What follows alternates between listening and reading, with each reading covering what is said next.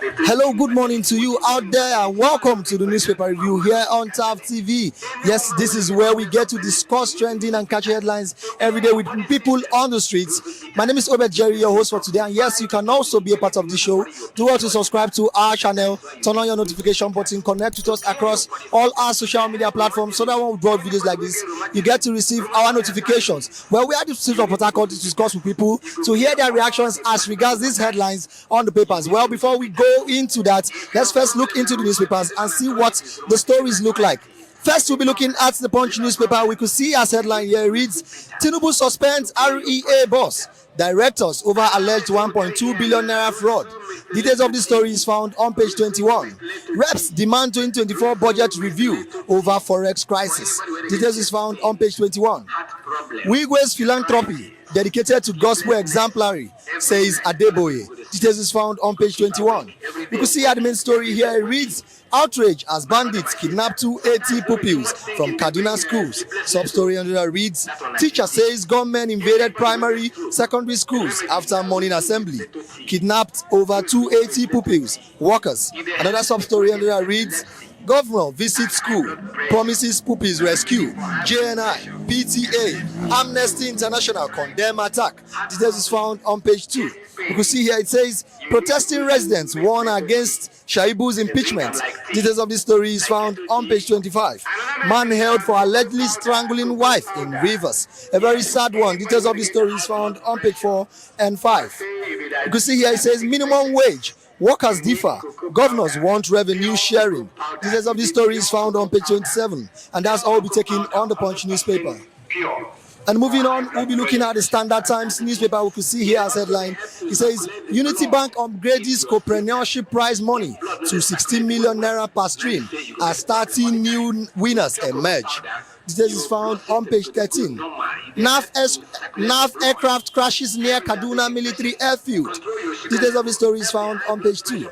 No sacrifice will be too big for peace in Rivers, says Fubara. Details is found on page 2. We see here the main story here reads, Emefiele, forensic expert confirms forgery of Buhari Mustafa's signature. Details of the story is found on page 8. NLC proposes 790,000 naira minimum wage. Details is found on page 3. About 4 in 10 Nigerian women are depressed, says psychologist. Details is found on page 2. Reps to summon NPC director. Over 200 billion spent on suspended census. Details is found on page 3. Impeachment saga. Security beefed up in Edo State House of Assembly. Details is found on page 15. Gunmen abduct over 200 school children. Teacher in Kaduna. Details is found on page 6. Pandemonium as fire outbreak causes panic at Lagos Airport. Details is found on page 2. You can see here it says Rivers crisis. Lawmakers representing Wike's local government resigns. Back Governor Fubara. Details is found on page 15. And you see here it says alleged 1.2 billion naira fraud. Tinubu suspends MD REA Ahmad. Order management team. Details is found on page 3, and that's all we'll be taking on the Standard Times. And lastly, for today, we'll be looking at the Nation's newspaper. You can see here it says, forensic expert forged signature used to steal $6.2 million from CBN. Details of the story is found on page 5. Interim MD, EDAs take over at rear. Details is found on page 3. Imo Assembly screens 12 commissioner nominees. Details of the story is found on page 6. CSR, Reps Committee threaten IOCs with arrest. Details of the story is found on page 3. You see here it says contract for 700 kilometer Lagos to Calabar Coastal Highway awarded. Details is found on page 28. You will see at the main story here reads, states reject Labour's new minimum wage demands. Sub-story under that reads, federal government promises fair, sustainable salaries. NLC, TUC proposes different figures. All right, good morning. Good morning. I would like your thoughts on the Punch newspaper that says outrage as bandits kidnap 280 pupils from Kaduna schools. My brother, this concurrent situation is becoming so annoying. This is not the first time it's happening. This is not the second. And we are not sure if it will be the last. It can't be the last. Yes, because we are in Nigeria. Anything can happen in Nigeria. I'm not praying it should happen again, but with the state of our country, one should envisage possibility of it happening again. And this is owing to the fact that our security unit is not so vibrant, so to say. Because if they are vibrant enough, I don't see reasons why, somebody will invade territories where we have security personnel and will carry somebody out. Not just one person, over 200 persons. Over 200 persons. According to the reports, the accurate report is 312. According to one of the reports I read, 312. Now from the report, 25 were released. 287 held back. According to the reporter who escaped, said when he came and was about signing time book, this was around 7:47 in the morning, broad daylight, 7:47. As he was about signing time book, somebody came, some group of bandits invaded the environment and ordered them to walk inside the bush. According to the story, you discover that this person did not come with any van. They did not come with any vehicle. They walked majestically into the environment, Move this crowd of people. carry out all the operation, and move them out. Nobody intercepted. Few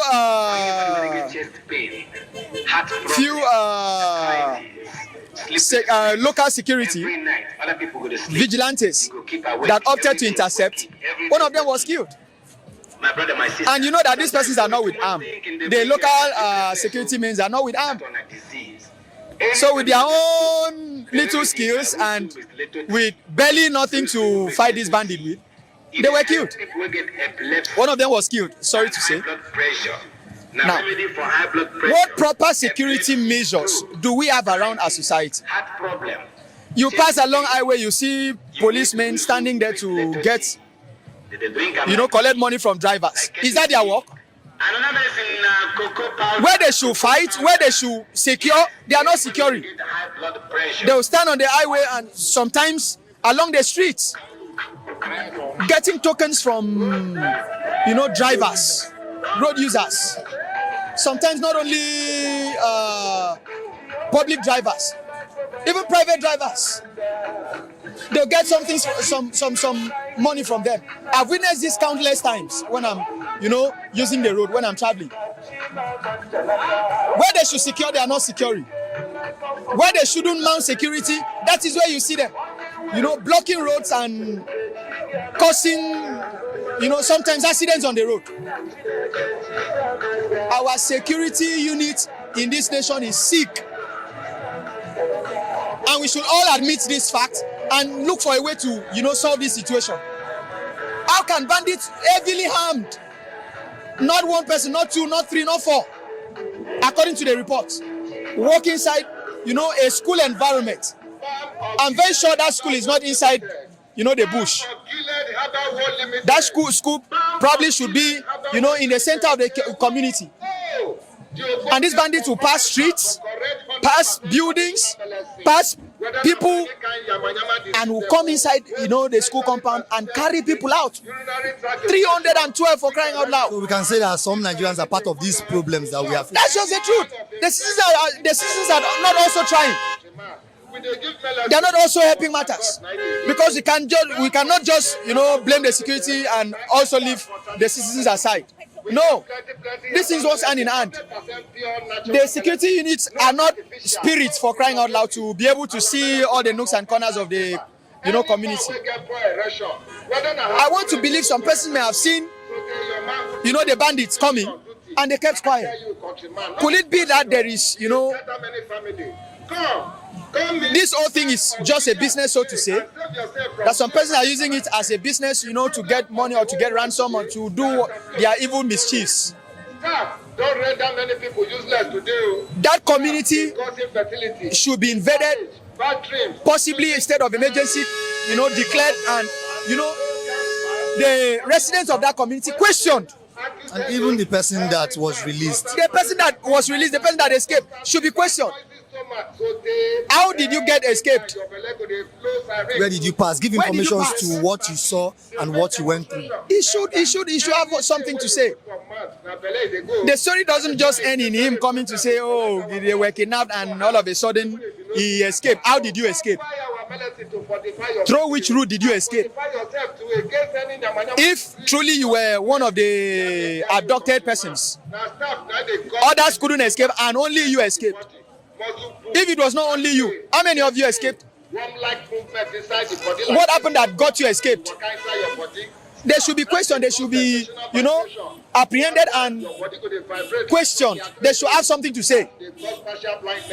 If you know Tristan, I tell you. To end my contribution to this matter, the security needs to sit up. The security unit needs to sit up. The security chiefs needs to sit up. That is why it is very important. I don't see a reason why a particular security personnel are not functioning in a particular location and they are still allowed to function. No. Whatever means they need to deploy to tackle this situation, they should. If the federal security is not enough, then the state security should be deployed. The federal government should allow the state to have a state police. If this will help solve this situation, because truth be told, if you're from a particular community, there's possibility that you know your terrain more than you know any other person. So if you bring external security to come and man affairs of a particular community where the community persons are not part of this security persons, there's possibility of them not being able to do much. So I want to advise from my own end that the federal government should allow states to have state police and they should give them full authority to operate. At that point, if they now fail, then the governor should be held responsible, or the security chiefs should be held responsible. All right, thank you very much. That aside, the youth president of the community should also be questioned. Because as far as every community is concerned, the youth president is the chief security of that particular community. He should be questioned. The youth of that particular community, village should be questioned. That's my own take on this. All right, thank you very much. You're welcome. All right, good morning, sir. Good morning to you. I would like your thoughts on the punch that says man held for allegedly strangling wife in Rivers. This is after they had series of issues. This is a marital issue. Exactly. And I think it's a fundamental problem. We have what we call biblical concepts of marriage. Living, number two, cleaving, number three, becoming one flesh. So, the solution to marital issues begins, you must root it to the concepts. I think concept number one, when they left somewhere to come and build a home. So when there are issues like this, you go back to where that girl came from. Some people handed over to you. You paid right price. There was a ceremony. People congratulated you. People celebrated you. People before you go. So you complain to them, seek advice from them. But outside that, cleaving. Maybe the girl had an issue, character problem, attitudinal problem. It's not enough to kill her because the man in question also have emotional issue, anger issue. Exactly. So how do you manage? Because this is a area of managing failed expectation in marriage. The woman might not be what the man wanted in marriage, and the man might not be what the woman wanted in marriage. So what should they do to become one flesh? Because they are not one flesh. They were not one flesh before this. So there was issues in living together. So the point is, apart from this has happened. He has killed the woman. So the advice to the living now is, what do I need to change to take away from my marriage to survive? Are you getting me? What do I need to take away from my marriage to survive? Where do I need to make adjustments to build my marriage? Where do I need to tolerate? So this is issue of tolerance. And there's nothing this woman did that is worth killing her. So if you ask the man and that man is regretting wherever he is, so it's a problem. So in dealing with your emotional excesses. It has to do with emotional intelligence. What do you do when you get angry? The philosopher said if you're angry, count 1 to 10. But if you are very angry, count 1 to 100. So by the time you are counting 1 to 10, so another thing might have cropped up to make you forget the issue. By the time you count 1 to 100, the other side, what generated the anger or the anger must have come down. So the man had an emotional issue. He couldn't control himself. This might be an angel to another man, but she died here. So his anger issue in marriage, nowhere to tolerate. I'm not saying the girl was an angel, but nowhere to tolerate. Or when I still believe that the world say don't quit, but when life is involved, there could be a break and come back later to iron out things. Or they meet counseling. They have priests. Somebody with them. Why not go to him? So, now I can see that you are a marriage and relationship counselor. Now, if a man is having issues with his wife, what's your take on coming to meet a counselor to help them iron out things? No man is an encyclopedia of knowledge. What you don't know is your master. So a counselor is an expert in that area. There are things you get from him. Psychologists are there. There are people who expertise in marital issues. Even though if they are in their own relationship, they still try to practice what they tell others. But you need counseling. Marriage is for a purpose. And the purpose is established by counsel. The Bible says so. So you need counseling. Every purpose is established by counsel. So you can't do it alone. You can take that woman to somebody, a matured woman in my relationship, before you know it, that girl will change. But this one is too late. It has happened. But when you have issues in marriage, you can seek counseling and prayers. Don't take away God. God can change anybody. All right, thank you very much. All right, you've heard what has been discussed here. And if you have anything to add to it, please slide to our comment section and drop your comment. If you have a counter opinion also, please drop your comment. We would like to hear from you and know your reactions as regards this stories making rounds on the papers. My name is Alledgedly, your host for today, and this has been the newspaper review here on TAP TV. See you next time.